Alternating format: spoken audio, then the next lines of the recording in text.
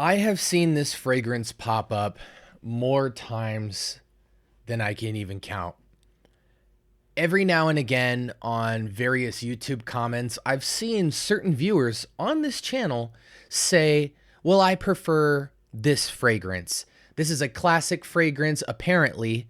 And somebody like Jeremy Fragrance, who many of you are familiar with, advocates for how timeless this fragrance is, and for the money, how great of a fragrance it is. I haven't put my nose to it until today, and I'm here to let you know my thoughts. Strap up.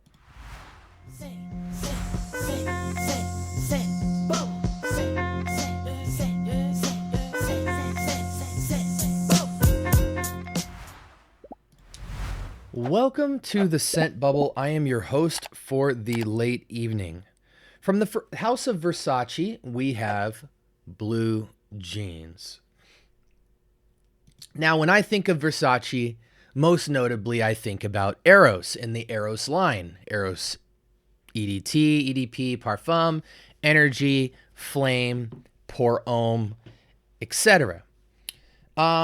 Very uncharacteristically, the sample I got from today, because of the site, it was the only place I could get it from at the time for this small of an ML. I didn't want to spend too much money on it, even though probably for double or triple the money I spent for the decan, I probably could have got a full bottle.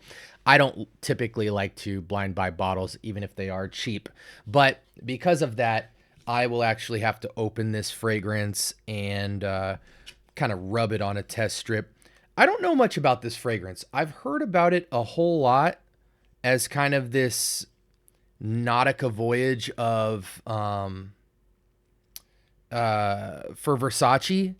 I don't know if it's Nautica voyage-esque in terms of DNA.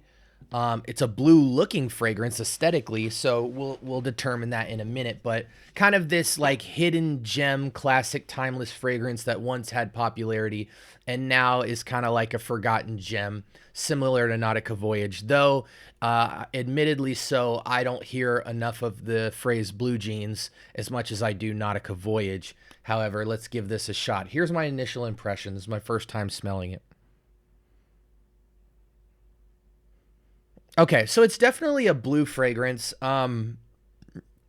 Somewhat herbal, aromatic, extremely green, and extremely woody, but very, very, very, very, very fresh. There's almost like a little bit of sweet, a little bit of spice, a little bit of floral. I don't know if it's necessarily aquatic as much as it is fresh. I would call it a super aromatic, green, woody, citrus type of fragrance.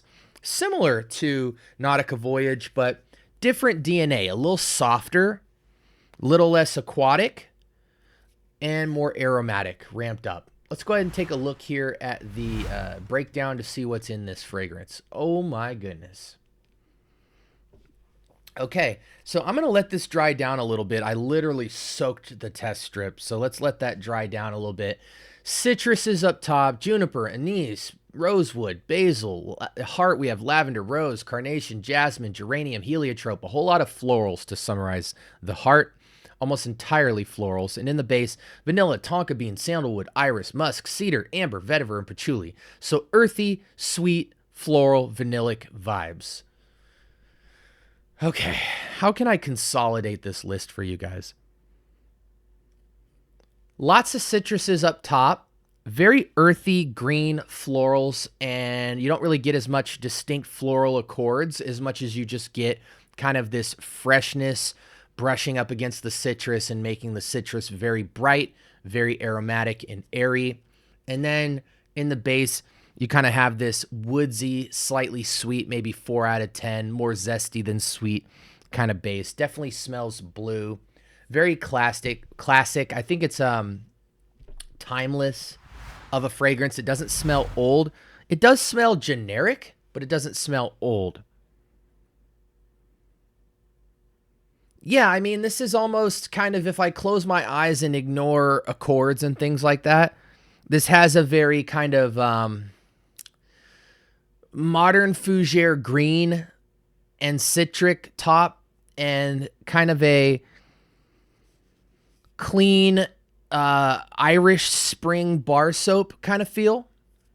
So it's very kind of soapy clean with a touch of soft, slight powdery, slight sweet, and slight spicy floral brush.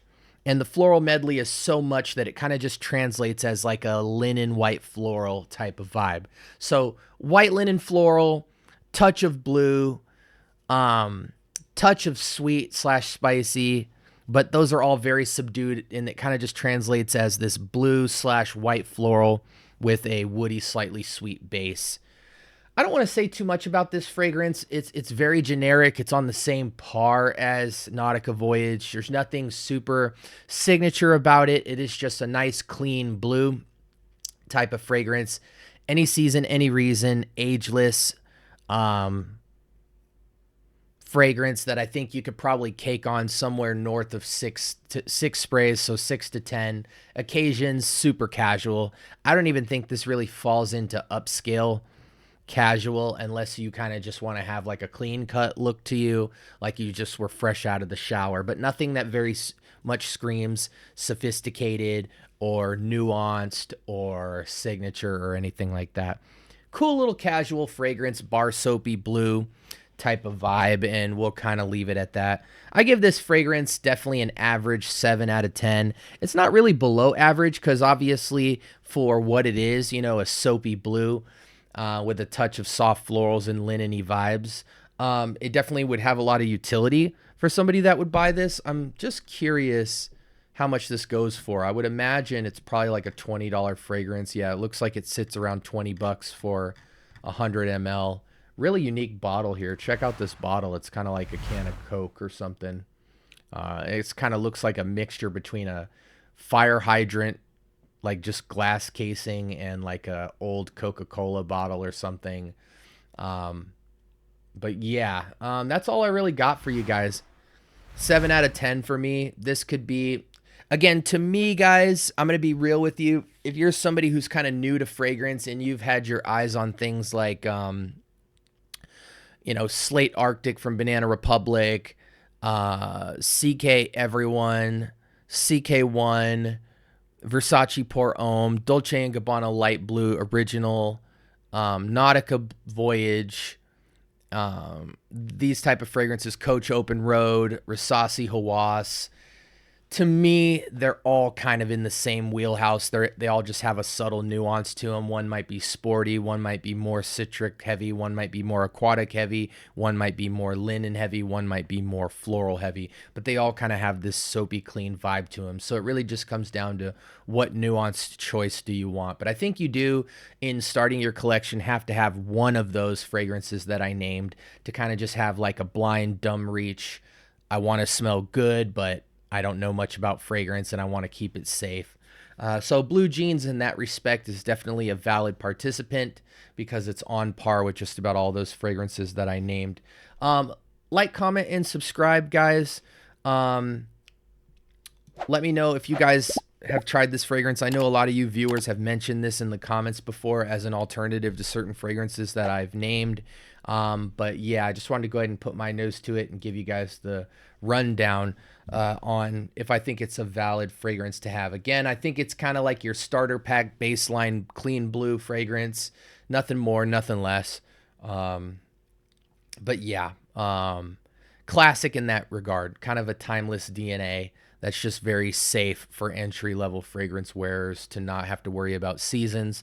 Just have an all-around nice everyday fragrance that smells better than, a little bit better than the shower, right? Like, comment, and subscribe. More importantly, turn on that notification bell so you can be informed of future episodes. Hope you guys have a blessed week. Again, this is Versace Blue Jeans for men, and it is a 7 out of 10 for me. Let me know in the comment section if I can answer anything else for you guys, but until next time, be blessed and take care.